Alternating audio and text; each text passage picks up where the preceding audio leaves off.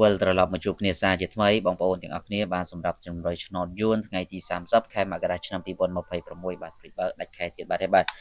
ចឹងសម្រាប់ថ្ងៃនេះផងដែរយើងក៏មាននៅតម្រុយលេខឆ្នោតយួនល្អៗដើម្បីធ្វើការចែកជូនទៅកាន់លោកយាយលោកតាបងប្អូនដែលតែងតែនិយមគ្រប់គ្រង Channel ខ្ញុំបាទជារៀងរាល់ថ្ងៃបាទជាពិសេសបងប្អូនដែលនិយមចាក់ឆ្នោតទាំងអស់គ្នានឹងទទួលបាននៅតម្រុយលេខល្អយកទៅធ្វើការផ្សងសំណាងនិងទទួលបាននៅលុយកាក់ទាំងអស់គ្នាតែម្ដងសម្រាប់ថ្ងៃទី30នេះចឹងបងប្អូនយើងកុំឲ្យខាត់ពេលយូរសូមបងប្អូនជួយ comment 168ទាំងអស់គ្នាដើម្បីយកលៀបយកជ័យទាំងអស់គ្នាបាទសម្រាប់ថ្ងៃទី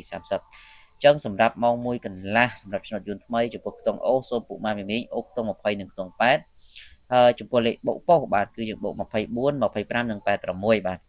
បាទរីឯបងប្អូនដែលចង់បាននៅតម្រុយលេខច្បាស់ល្អលេខពិសេសគឺខ្ញុំបាទតែងតែធ្វើការចែកជូនទៅកាន់សិស្សរបស់យើងជារៀងរាល់ថ្ងៃហើយបងប្អូនថ្មីៗក៏អាចធ្វើការសុំបានគឺយើងមានលេខម៉ោង4កន្លះបាទគឺសេវាត្រឹមតែ50000រៀលទេ